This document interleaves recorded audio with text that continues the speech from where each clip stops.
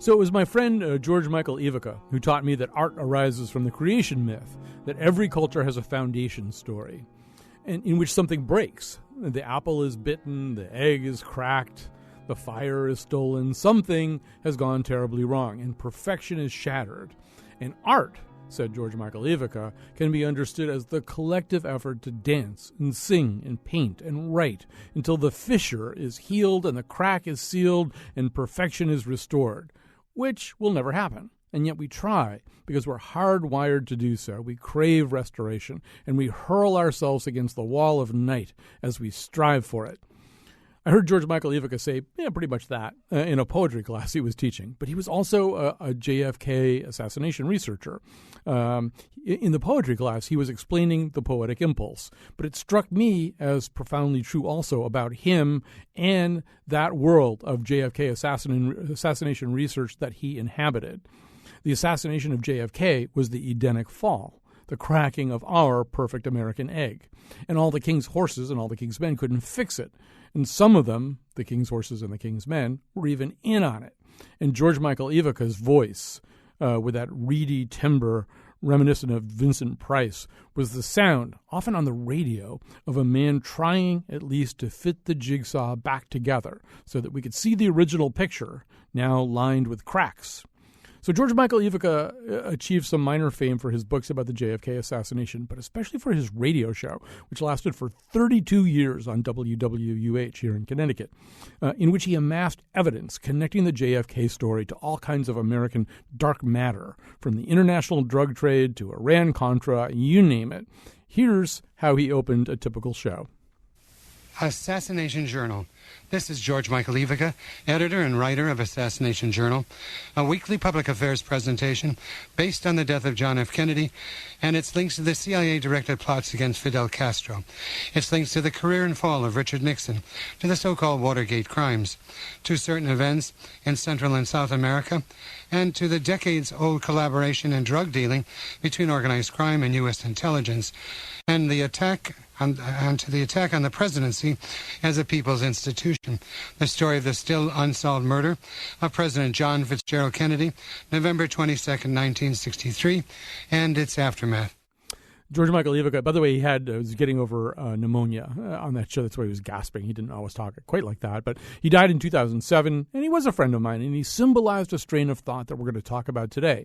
The Warren Commission made its report 50 years ago, and the average American is still less likely to believe than it is to disbelieve the Warren Commission report. In other words, 60% or so, depending on which poll you read, of Americans don't think that they've ever heard, at least as an official history, the real story of the Kennedy assassination. And that, it's almost like a paint splatter, right? You take that and you throw it against the wall and it splats, and all kinds of other things kind of reach out from there. And that's sort of what's happened, too. I think as we've gone along here, a lot, just in the same way that George Michael Ivica could, a lot of people have begun to kind of take that original stain and connect it to all kinds of other things.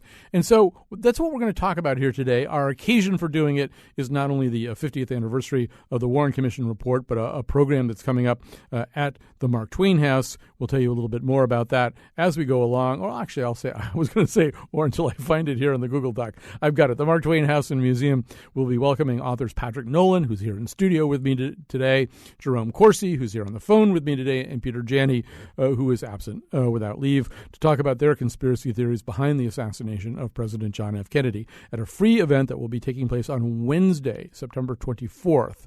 So you've got a little time to plan there, 7:30 in the Mark Twain House Museum Center. So that is to come. That's one of the reasons we're talking about all this today.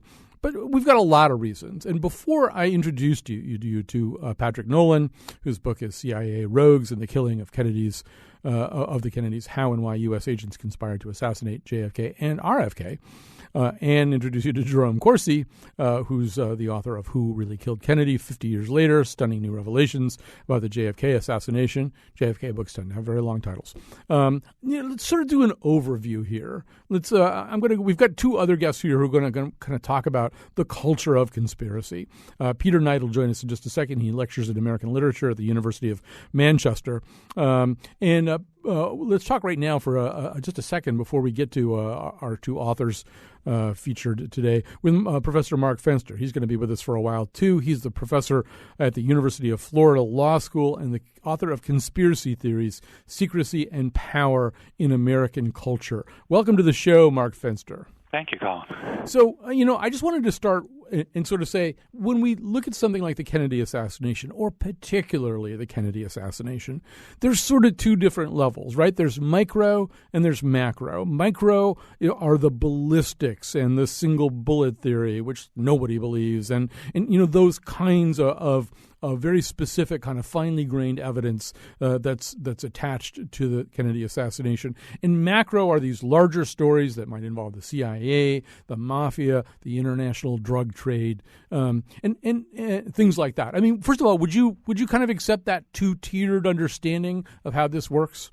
Yes, so long as we recognize that the two are interrelated. I think that people find themselves drawn to the question because of their interest either in the macro or the micro. But few people go into the micro without an eye towards the macro, and few people who go into the macro in any detail at all are blind to the micro. And you sort of wonder, and there's no way to answer this, but one sort of wonders if things at the micro level were not so odd and uncertain. And, the single bullet theory is really hard to believe that, this one copper-jacketed lead core bullet fired from the 6th floor of the Texas School Depository passed through President Kennedy's neck and Governor Connolly's chest and wrist, embedded itself in the governor's thigh, which means it traveled through 15 layers of clothing, 7 layers of skin, 15 inches of tissue, went through a necktie knot, removed 4 inches of rib, and shattered a radius bone, and was still kind of intact at the end of all that. Things like that are so difficult to believe, even if you're not inclined towards more conspiracy-oriented explanations of things. Even if there weren't so many things like that, and the fact that the president's brain is nowhere to be found, you wonder if all this macro stuff would have had the kind of durability that it's had for 50 years. That's a tough question because you can't. It's hard to, as I suggested, it's hard to separate the one from the other. Mm-hmm. There are enough anomalies in any complex historical event like the Kennedy assassination, like 9/11, that those complex events themselves throw up strange, weird things that the closer that you look at them, the more anomalous they become, in a sense. So you could certainly start at the micro level and be engaged in that conversation if you can remember the moment at which you first began to doubt the Warren Commission. If it happened at the micro level, you hear about this or you read about this and you get some existential doubt that begins to crumble the large-scale macro picture that you have of an explanation for how political order actually works. So that's one way that one can sort of delve into the world of conspiracy theories. The other way is to begin at the macro level and to say what for a variety of reasons, I don't believe in the truth of the political order. And then you dive down deeper into particular issues, whether it's the Kennedy assassination, whether it's 9/11, whether it's something relating to a current president, whether it was Bush or whether it is Obama. And then as you dive down deeply into the individual detail, you then find all kinds of anomalous things within that. And it does seem as though, this will be my last question to you for a while because I want to bring some of the other guests into the mix here.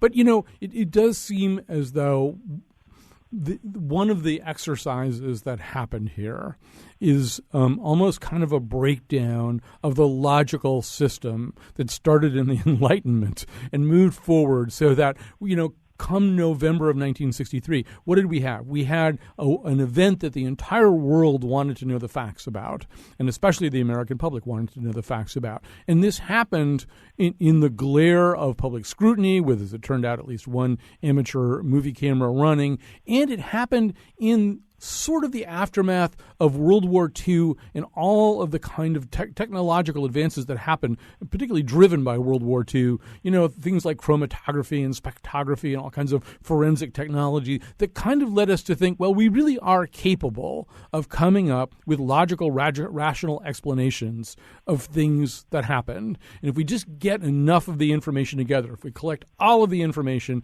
and analyze it with the best technology and the best intelligence in both senses of that word that we have, we'll know the answer. And as I think you were sort of suggesting at the beginning of your comments, Mark, it almost seemed to be the opposite. The more information you got, the more clogged you were with multiple possibilities. Well, that's true.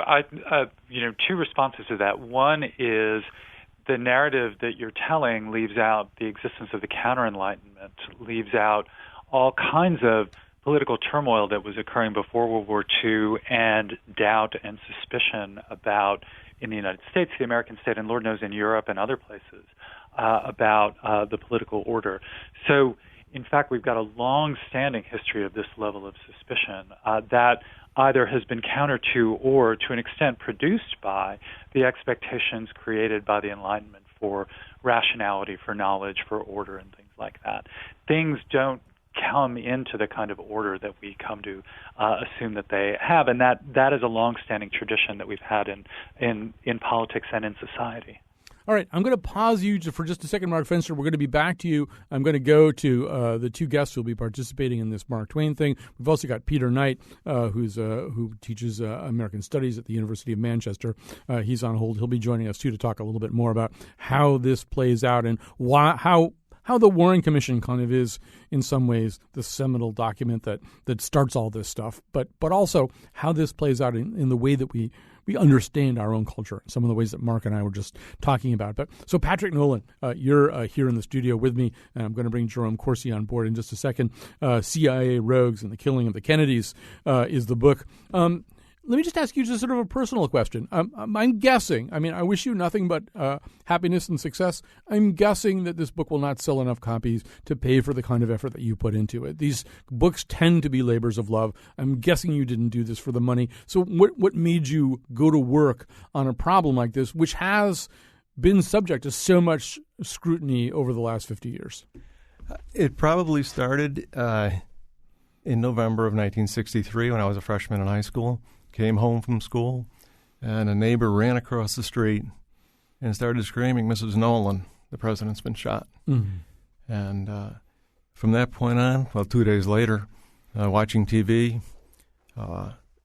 we saw, I saw on live television, the prime suspect shot in the stomach in the basement of the police station in Dallas. This, for people who are too young to remember, is the slaying of Lee Harvey Oswald by Jack Ruby. Right.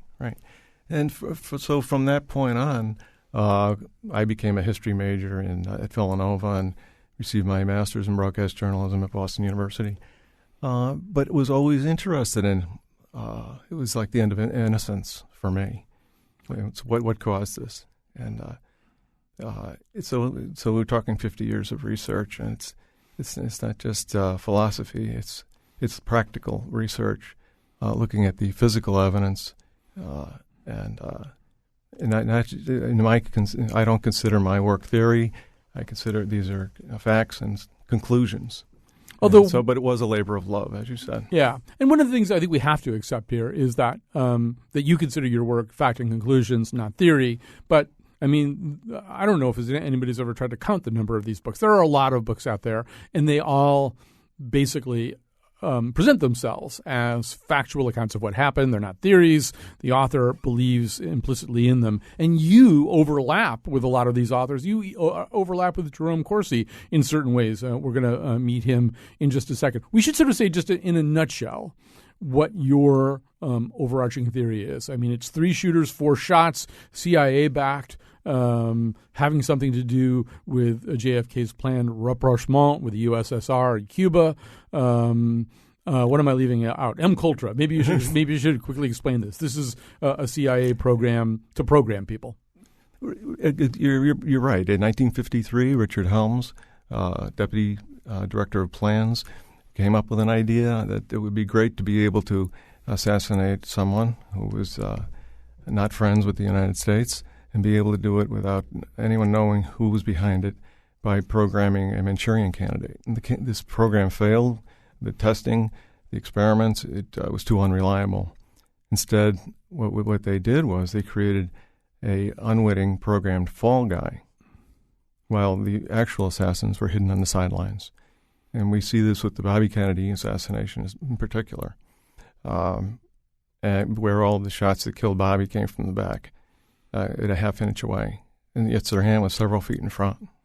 So what you say is that Sirhan and Lee Harvey Oswald are both products of this M-Culture thing, this essentially unsuccessful attempt to create robotic, pre-programmed Manchurian candidate-style assassins, but good enough to work as fall guys. Hey, programmed fall guys, yeah. Let's add to the conversation Jerome Corsi. He's also, as we said, got a book out. It's called, I'm going to just grab my copy of it right here. It's easier to do that, I think, than try to read it off the document. Who Really Killed Kennedy? 50 Years Later, Stunning New Revelations about the JFK assassination. Jerome Corsi, welcome to our airwaves.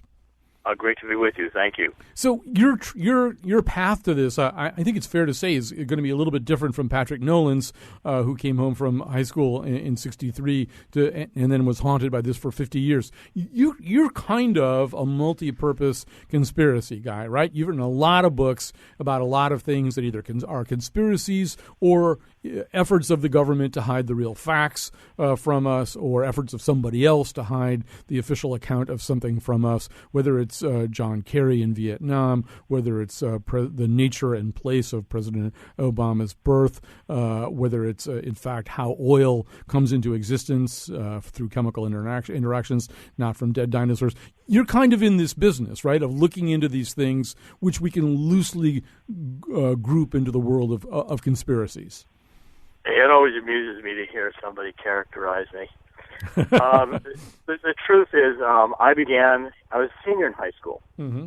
and I was going to a last class of the day, physics class, and we got word Jack Kennedy was assassinated, and I had driven to school that day, went out in the car, and they were replaying Jack Kennedy's inaugural address, so it was clear to me he had been killed, and then, of course, absorbed in it over the weekend. A little bit different. I mean, my father had been a labor union negotiator with railroads, and I had, going back to the 50s, 57, 58, I had been involved with watching the McClellan Committee hearings. So I had a pretty good identification with the Kennedys. My father played a role in helping Jack Kennedy get elected, and I knew a lot of the background even at the time of the assassination. So almost from the very beginning, watching the events unfold, and it was clear that, the entire staging of Lee Harvey Oswald being killed by Jack Ruby certainly had the appearance of a mob silencing from the very beginning. And then watching the Warren Commission, so my concerns over this and my study of it has gone back 50 years, just like your other author in studio. I mean, and again, the pieces never fit together. When you really understood what the Warren Commission was doing, and of course the Warren Commission published these multiple volumes of its hearings. I bought them immediately, pored over them, and it was almost immediately apparent that the lawyers doing the questioning either were doing an enormously incompetent job or were intentionally leading witnesses, because the alternative avenues were not pursued. And in fact, certain attorneys like Arlen Specter even proposed hypothetical questions which would never have been allowed in a court, leading witnesses to speculate on areas that were absolutely meaningless in terms of their real testimony. So from the very beginning, the way the government established the investigation led, I think, any really critical observer to say, this is just not right, because it wasn't a true search for the truth. It was as Mark Lane said, a rush to judgment and a predetermined conclusion, which is never ultimately very satisfying. It's certainly the basis to set up subsequent years of serious investigation to ask why was it so important for the government to cover all this up. So you and Patrick Nolan will have a lot to talk about when you're at the Mark Twain House on September 24th, and you'll have a lot that you agree about. Lee Harvey Oswald is a fall guy, killing backed by the CIA. But you go further and you cast a pretty wide net here. I mean, by the time we're done, we've got LBJ and Nixon at least having some knowledge of this. Yes, the CIA, the military-industrial complex, organized crime. We've got George H.W. Bush. I think at one point I found him standing outside this Texas school book depository, maybe anyway. A lot of people on the scene here. But Colin, that's not true in both our cases. You know that. That's what? That's not true. I appreciate your skepticism, but again, all the things I'm drawing and all the inferences I'm drawing are based again upon evidence that's out there, which I'm trying to evaluate in the course of the book. The fact is, and there's solid documentary evidence now, that the CIA was in fact working with the mafia, going back to plots while Jack Kennedy was alive, trying to assassinate Fidel Castro.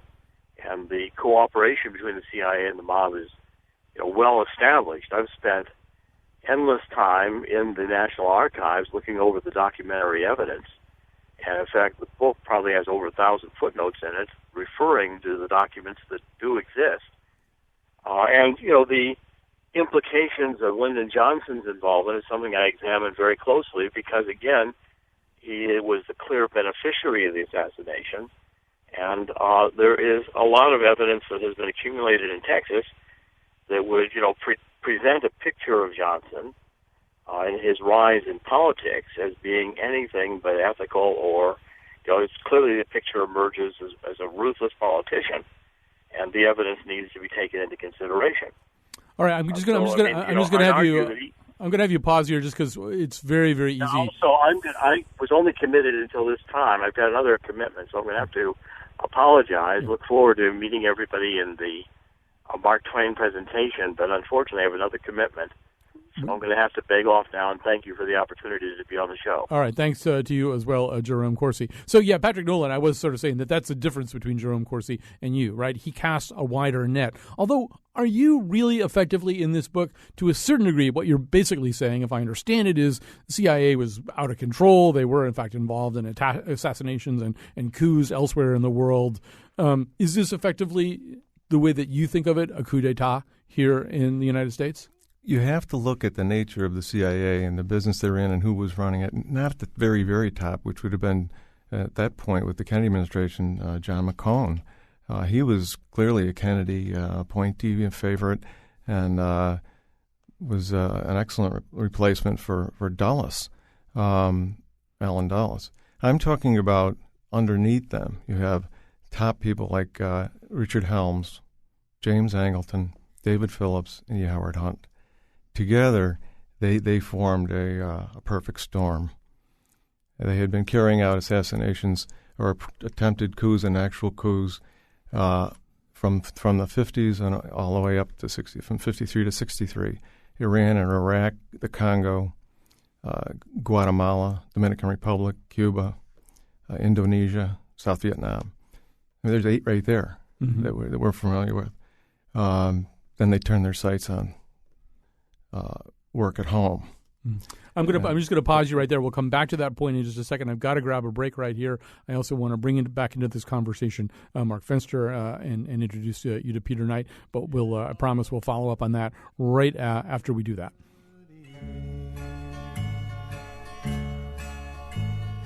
Kennedy, is he really gone? Kennedy,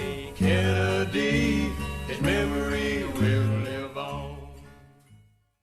As we go along here today, if you want to tweet us, I believe our tweet master, Greg Hill, is in the house, WNPR Colin. WNPR Colin. If things come up here that we don't have time to deal with, please feel free to email me at Colin, COLIN, at WNPR.org. With us in studio, Patrick Nolan, a forensic historian and freelance writer, and the author of CIA Rogues and the Killing of the Kennedys. He will be part of a 3-person panel at the Mark Twain House on September 24th. On the phone with me, Mark Fenster, a professor at the University of Florida Florida Law School and the author of Conspiracy Theories, Secrecy and Power in American Culture. And I'd also like to add to this conversation Peter Knight.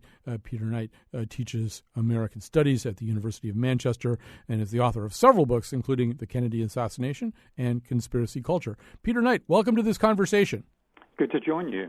So, in a 1983 essay, Don DeLillo, this is before he wrote the book Libra, Don DeLillo wrote that the assassination of JFK is a story about our uncertain grip on the world.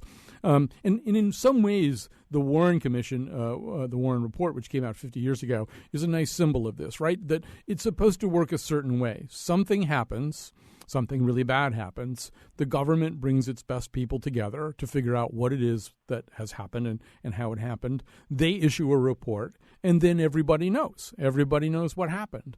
And to maybe an unprecedented degree, things broke down right there, right? That process of the government satisfying everybody's curiosity just didn't work at all with the Warren Report. Yeah, I think there's two things there. One is people's sense of distrust that the government could provide the answer that they were looking for.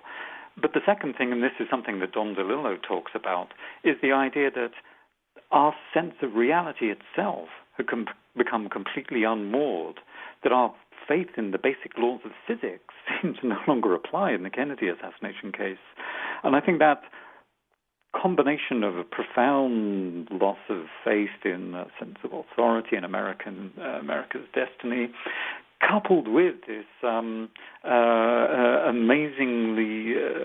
kind of confused and overwhelmed sense that people had when they began to read the report. Put those two together and you have a perfect storm of doubt. And so when we say obeying the laws of physics, I mean, not only is it the report somehow or they're not in a very general and global way satisfying, but these things, and Patrick Nolan, I think, was alluding to them, things that seem to have to happen from the front, happen from the back, or I read that description of the single bullet theory. These kinds of things, I think you're saying, the government was asking the public to believe in things that didn't even really make that much sense. Yeah, part of the explanation in the case of the Warren Commission is that it was a compromise committee decision, particularly around the single bullet theory. We now have fairly good explanations for why they ended up producing the version of the single bullet story that they did and why it then went on to cause many problems. That doesn't mean to say that actually the single bullet theory is wrong.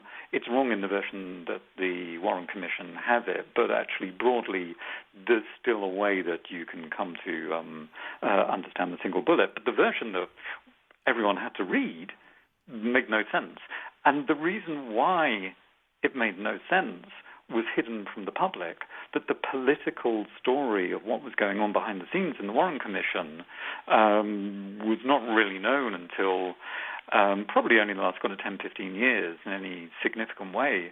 And so people were left to assume that there must have been some, not just a cover-up, but some vast conspiracy, because that seemed to be the only way to make sense of the confusions and many of the contradictions in the report. When you say the political story going on behind the scenes in the Warren Commission, is there a succinct way of stating that?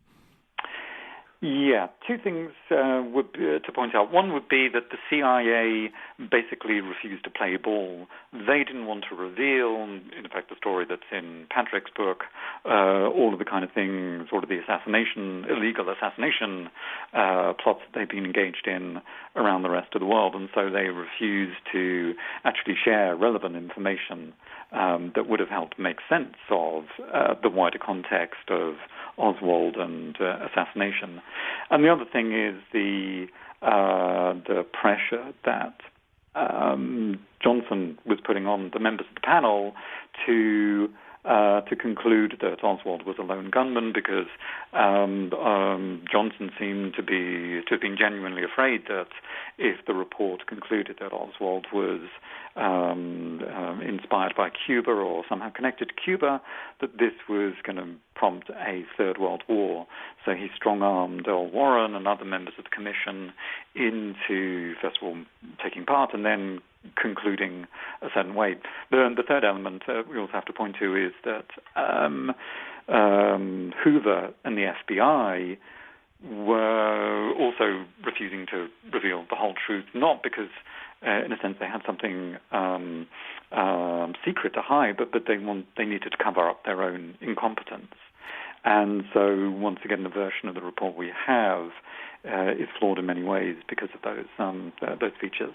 I think one thing I'm going to bring Patrick and Mark Fenster back into this conversation too, and maybe I'll start with you, Patrick. One of the things that I think is easy to forget, particularly if you were born, say, in 1970 or something, is that all of this is taking place against the backdrop of the Cold War. And so what is the Cold War? Well, imagine something, a power that we believed was as hostile and as antipathetic towards us as is Al-Qaeda or ISIS, except it was a big country, roughly as big as us, with technology more or less comparable to ours, with weapon systems more or less comparable to ours, and with access to an island that was, almost within swimming distance, if you're Diana Nyad, to the American coastline. So first of all, Patrick Nolan, from your point of view, this also may help explain why even the CIA would be reacting in pretty extreme ways, and in your view, doing some pretty extreme things. Well, I think the CIA was hiding a lot of information, and it wasn't because they wanted to hide their ineptness. They wanted to hide their complicity.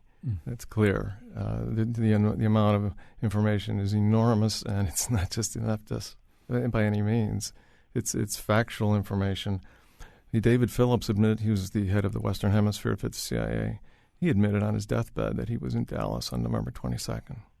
Of course, a lot of people admitted things on their deathbed. E. Howard Hunt supposedly. No, but I know what you're saying, and that was his son wanted to peddle a book on that. But David Phillips is a whole different story. Hadn't spoken to his brother in 20 years, and on his deathbed, his brother, he called his brother, and his brother asked him, "Were you in Dallas?" David said yes. So I think there's a clear implication there. He was seen with Oswald in September by the head of Alpha 66 in Dallas. He was very close to James Angleton, the head of counterintelligence, and their boss was Richard Helms. Richard Helms was deputy director of plans. So, and then there's E. Howard Hunt. Okay, but if you really look at these men and what their jobs were and the amount of information they covered up, it's not ineptness. It's factual information that regards how they planned it and how they covered it up. Let's go to Mark Fenster on this too. I do think that the Cold War is such a huge protagonist in this story. That we've had other conspiracies, we've had other conspiracy theories, but the Cold War is kind of special. I mean, maybe 9/11 would be the closest thing that we could compare it to, and maybe we should do that at some point. But the Cold War is a petri dish in which an awful lot of paranoia can flourish because there's some basis for feeling pretty paranoid, right? It's true. And in fact, the U.S. domestic politics was itself a petri dish, not quite in the way that it is today, in the sort of red-blue way, but there was a very strong and powerful far-right wing that had emerged in the 1950s, in the post-war period, in part in reaction to the Cold War, in part in reaction to domestic politics as well, and the expansion of the regulatory state and the federal government. And so, it's always interesting to think of Johnson's concern about, if this gets blamed on Cuba, when frequently the Kennedy assassination community is seen as being a somewhat more left-wing leaning community that is concerned not with Castro's fingerprints, but with the fingerprints of the far right and of the CIA. The larger historical story that says, before the Kennedy assassination, we were all, one nation behind our president. 1960 was a deeply divided and very close presidential election, and lots of things were going on, leading to, the Goldwater candidacy in the Republican Party in 1964, suggesting that the broad sense of consensus was riven not only by the Cold War but also by domestic politics. Actually, if, in Hofstadter's landmark Paranoid Style in American Politics, there's a scene that I think it's a bunch of guys who drive through the night from Arkansas to make sure they can testify at this hearing about guns. And it seems like it is word for word taken from a news account in, say, 2012 or something like that. Except that it's actually, I think Tom Dodd has convened this, and it has to do with Oswald's access to guns. But it's in terms of the rhetoric they use, that kind of talk that they use, it absolutely seems like it would work 40 or 50 years in the future. Let me just, we were talking to Peter Knight before about this whole issue of an official government report. So one thing that you've looked at a little bit, I think, is, in the case of 9/11, so we have another opportunity. This is, once again, something of a magnitude where people really, really want to know the answer, and they want to feel as though it has been as laid to rest as a thing can be laid to rest. And they have the example, the template of the Warren Commission. It's sort of a negative template, right? They don't want to do that again. So can you just say something about that? Obviously, there was a generation of truthers who came along who didn't necessarily buy into the 9/11 Commission report. I don't know if they're as big or pervasive or persistent as Kennedy assassination theorists. What are the differences and the similarities? Well, the two co-chairs, they weren't officially co-chairs, but they acted as though they were co-chairs, Tom Kaine from New Jersey and Lee Hamilton from Indiana, saw their role on the committee not only in terms of producing a report, but also playing some sort of legitimacy game to try to avoid the present political, but also the sort of historical problems that the Warren Commission had.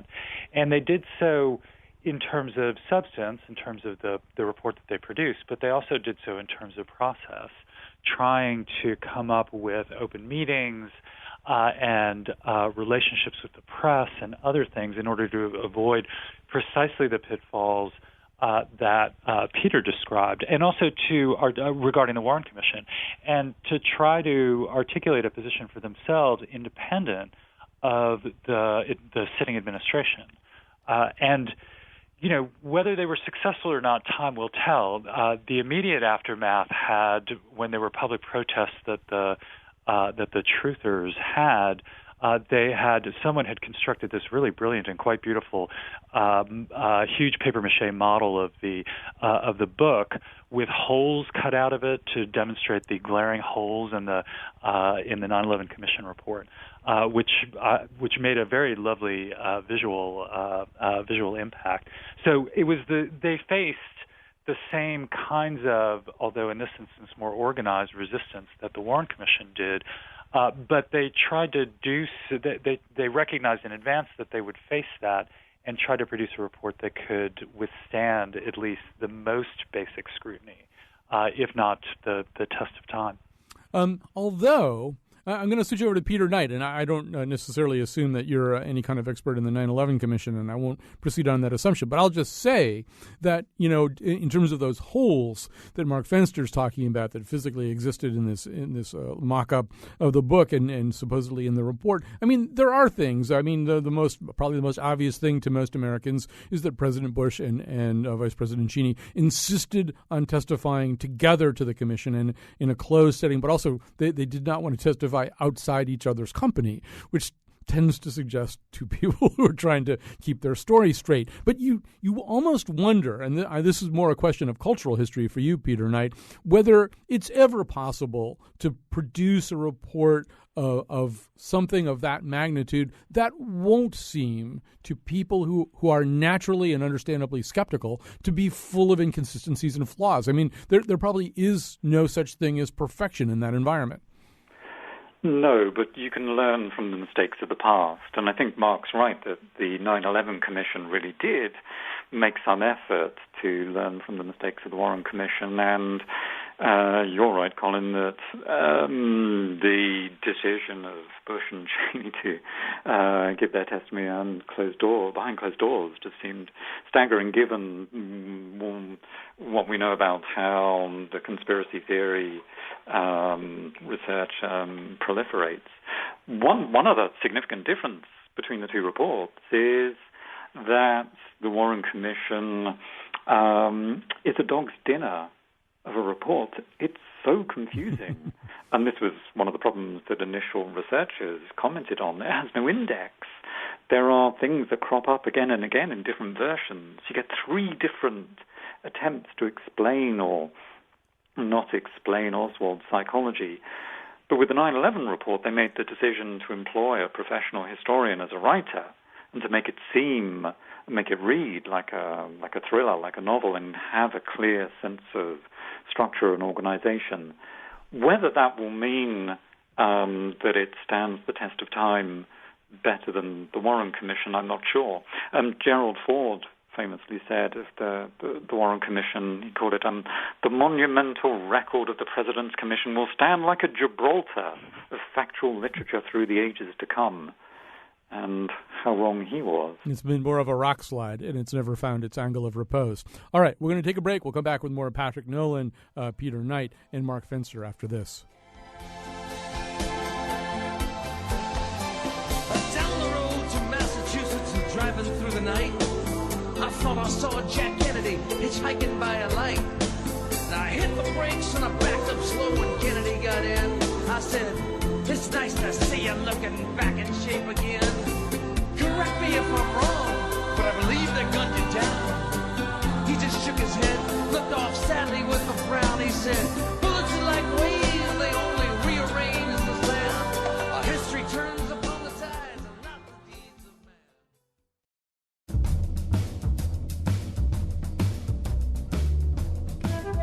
Today's show was produced by Betsy Kaplan and me. Our interns are Josh Nalea and Jackie Filson. Greg Hill tweets forth at WNPR Colin. The part of Bill Curry was played by the Umbrella Man. For show pages, articles, and secret recipes given to the Faith Middleton Show staff by E. Howard Hunt, visit our website, WNPR.org. On tomorrow's show, is there any reason left to cling to football? And now, back to Colin. Yes, we were actually planning to do this show in October, and things are just moving so fast here, whether it's the Ray Rice situation, the situation here in Connecticut of a quarterback who had to quit after 4 concussions, and a remarkable interview that I heard on The Gist a few days ago with Nate Jackson explaining how these NFL football players, 5 years after their service, they lose their health care after their bodies are just battered and broken in every possible ways. They lose their health insurance from the NFL. All right, so lots of things to talk about tomorrow about that, but we're on the Kennedy assassination today. Patrick Nolan here in studio with us, his new book, fairly new book, CIA Rogues and the Killing of the Kennedys. He will be one of 3 authors talking at the Mark Twain House on September 24th at a free forum on the Kennedy assassination. Joining us by phone, Professor Mark Fenster from University of Florida Law School, author of Conspiracy Theories, Secrecy and Power in American Culture. Peter Knight lectures in American Studies at the University of Manchester, the author of The Kennedy Assassination and Conspiracy Culture.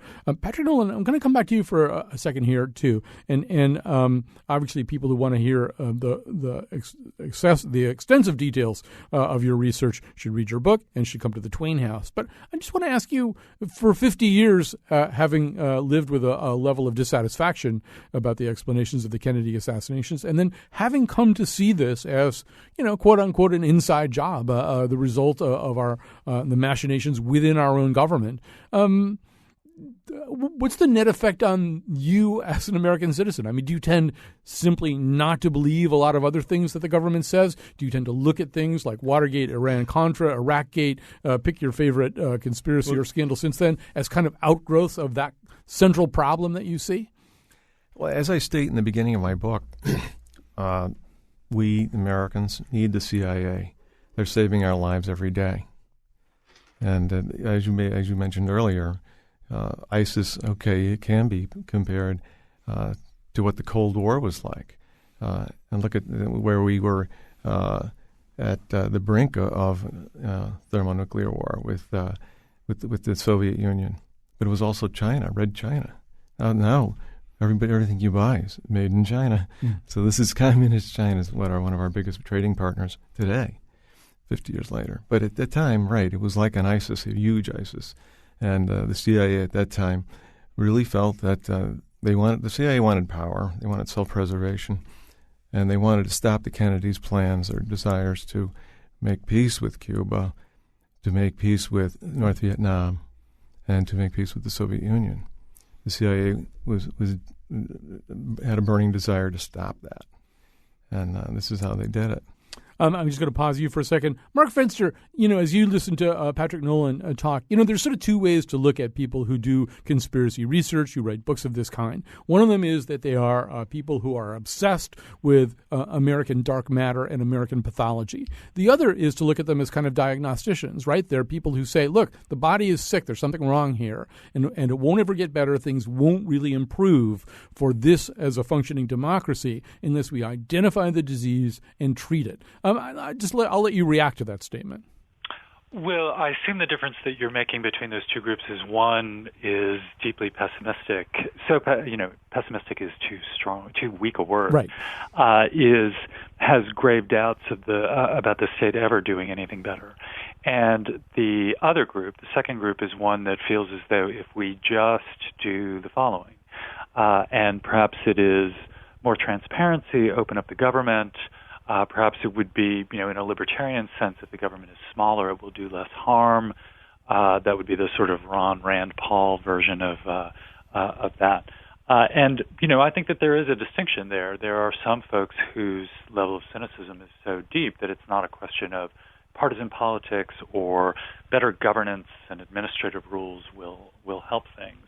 And then there are others who, have a strong affiliation with the American state and with its democratic republic and feel as though just cleaning things up can make us better.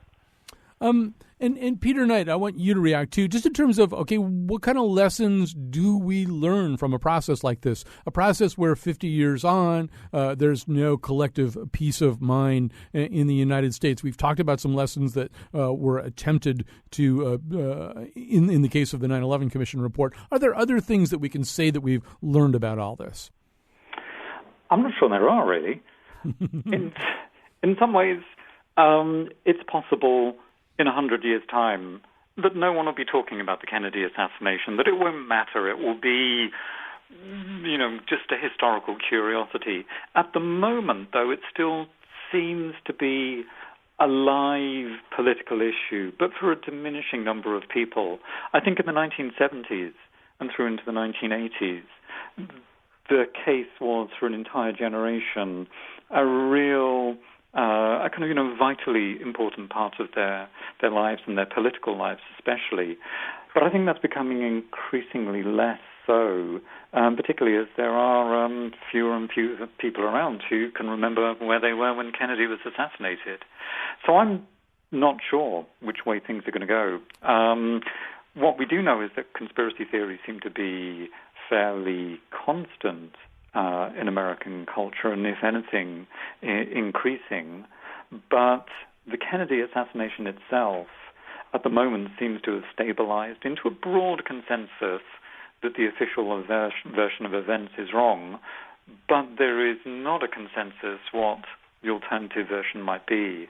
And I think that the number of people who are prepared to put in the spade work to do the reading is going to diminish. The amount of reading required is just impossible for any one individual. There are so many books, there are so many government documents.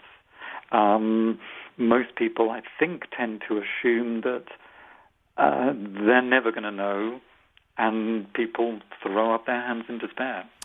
So, yes, it's been crowdsourced to people like Patrick Nolan. We want to thank him for being here today. We also want to thank you, Peter Knight. Mark Fenster, if we had more time, I'd let you make the point that I know is on your lips right now, which is kind of similar to Peter Knight's, which is this is a constant in American life. If you go back to it used to be the Masons or the Illuminati. It used to be, if you read Herman Melville's novel, The Confidence Man, there's one whole segment in there in which he goes through a kind of retinue or a litany rather of all the things that people tend to believe, that we are people who look for explanations that go deeper than the surface account. I think that's sort of wired into us as human beings, as being problem solvers, and probably wired also into the American temperament because we tend to question official versions of things. That's just the way we are. It's one of the things that makes us a good society when we're good. Patrick Nolan, thank you for joining us in studio. The book is CIA Rogues and the Killing of the Kennedys. He will be back here at the Mark Twain House along with Jerome Corsi and one other guest, Peter Janney, on September 24th. So be there. Be there for that. And you can bring your own conspiracy analysis with you. back and to the left, back and to the left, back and to the left. But I don't think